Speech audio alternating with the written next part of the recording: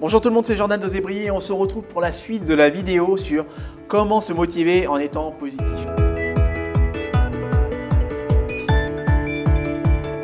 Dans chacune des personnes que vous rencontrez, ainsi que chacune des situations que vous vivez, se trouve quelque chose de bon. La plupart du temps, ce n'est pas évident de le percevoir et il convient même de l'examiner à la loupe. Il suffit de vous asseoir et d'observer ce qui vous entoure. Et lorsque vous êtes confronté à une situation difficile ou à un défi, cherchez l'intérêt positif. Qu'est-ce qu'il en ressort ou en ressortira de bon à ce sujet?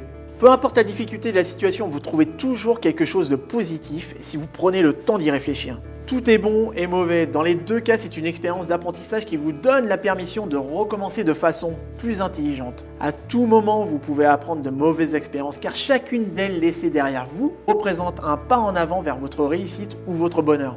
Et votre capacité à trouver le positif dans votre vie et votre dialogue intérieur. L'autre étape est de renforcer la positivité en vous-même et développer votre estime de vous-même. Nous dialoguons tous en permanence avec nous-mêmes dans notre tête. La qualité de ce dialogue influe beaucoup sur votre motivation. Si rien ne va dans votre sens, que vous avez perdu votre motivation, votre foi, votre énergie d'avancer, permettez-moi de vous dire ceci, ralentissez. Ralentissez et mettez votre discours d'encouragement de côté afin d'analyser la situation et de comprendre ce qui se passe. La plupart des personnes ayant perdu leur motivation en cours de route rentrent dans la victimité aiguë et se lamentent sur eux-mêmes et les autres et voient tout en noir. Il se passe en boucle dans leur tête le disque du côté obscur. Il est normal d'agir ainsi quand on est découragé, ça n'est pas la meilleure chose à faire, mais ça peut être un signe positif que vous avez une vision claire de la situation. Car percevoir qu'il y a un écart entre votre énergie et les résultats est la première action. En revanche, vous faire des reproches sur vous, vos capacités, ne fera qu'aggraver votre état face à cette situation déjà difficile en soi et vous empêchera d'avoir une vision claire pour vous concentrer sur la solution.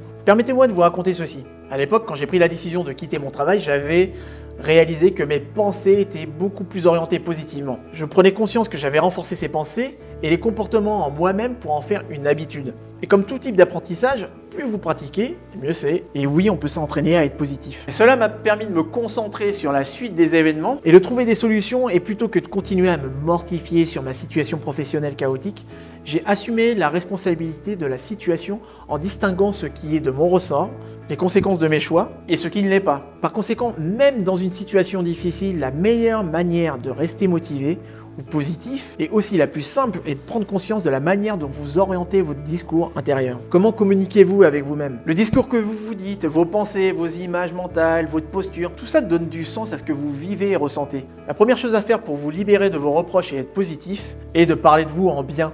Interdisez-vous le contraire. Dites-vous que vous êtes mieux qu'hier, que vous êtes génial et que vous avez la forme. Il y a des partisans de cette méthode qui l'ont déjà essayé et qui en sont convaincus.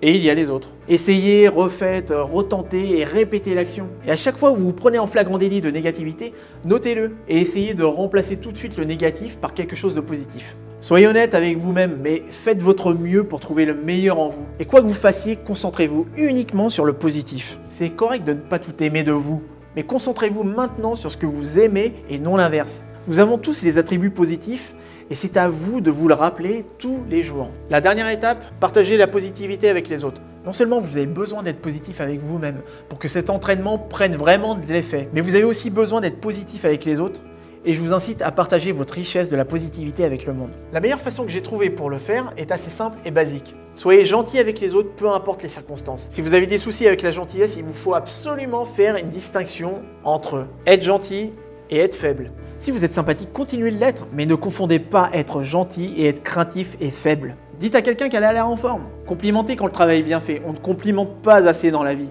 Dites à vos parents ou à vos enfants, ou même les deux, comme vous les aimez et à tel point ils sont tout pour vous.